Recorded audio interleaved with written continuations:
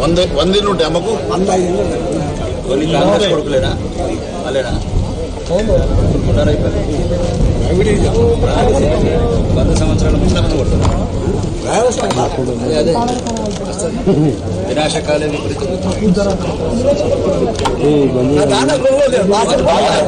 ఆవేదన మరి అక్కడ వర్షాలతో మీరే చెప్తామంటే టీవీ న్యూస్ చెప్పబట్టే జనం చెప్పబట్టి అవి అందులో పోతే మా అప్పుడే చెప్తారే మా పేరు ఎట్లా దాకోవాలా అని నేను చెప్పండి నా చెప్పండి నేను కొట్టుకున్నాను. మా బాధ నేను చెప్తా నువ్వు కొట్టుకున్నందుకు కూడా వాళ్ళు నిన్ను మీ అమ్మని కూడా కొట్టిండ్రు.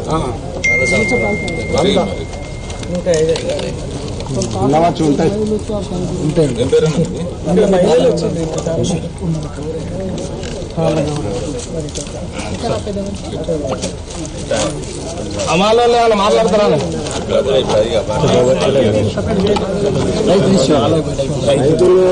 రైతులతో ఇబ్బంది ఉంటే అమాలో మాట్లాడాలి. మీడియా మిత్రులకు నమస్కారం. తెలంగాణలో రైతన్నల పరిస్థితి ఇప్పుడే చూశారు ఎంత అధ్వానంగా ఉందో. ఎందుకంటే రైతులు పండించిన పంటను అమ్ముకునే పరిస్థితుల్లో ఈ కాంగ్రెస్ ప్రభుత్వం పూర్తిగా నిర్లక్ష్య వైఖరి వల్ల పూర్తిగా రైతన్నలు అగమ్య గోచరంగా తయారైనలు. పంటకు వాళ్లకు పెట్టుబడి రూపంలో రైతు బంధు రావాల్సిన రైతు భరోసా రావాల్సిన అది ఇవ్వకుండా రైతులను నానా ఇబ్బంది పెడితే ప్రైవేటు అప్పులలో ప్రైవేటు వాళ్ళ దగ్గర అప్పులు తీసుకొని పంట పండించుకుంటే ఈ రోజు రైతుల పరిస్థితి అమ్ముకుందామంటే అగమ్య గోచరంగా తయారైంది. భారతీయ జనతా పార్టీ, కిసాన్ మోర్చా, భారతీయ జనతా పార్టీ నాయకులందరూ కూడా గత 2 నెలలుగా 3 నెలలుగా ఈ ప్రభుత్వంపై ఒత్తిడి తీసుకురావడం జరుగుతున్నది. చీఫ్ సెక్రటరీగా కలవడం జరిగింది, సివిల్ సప్లై కమిషనర్ గారిని కలవడం జరిగింది, అగ్రికల్చర్ కమిషనర్ గారిని కలవడం జరిగింది, మంత్రులను కూడా కలవడం జరిగింది.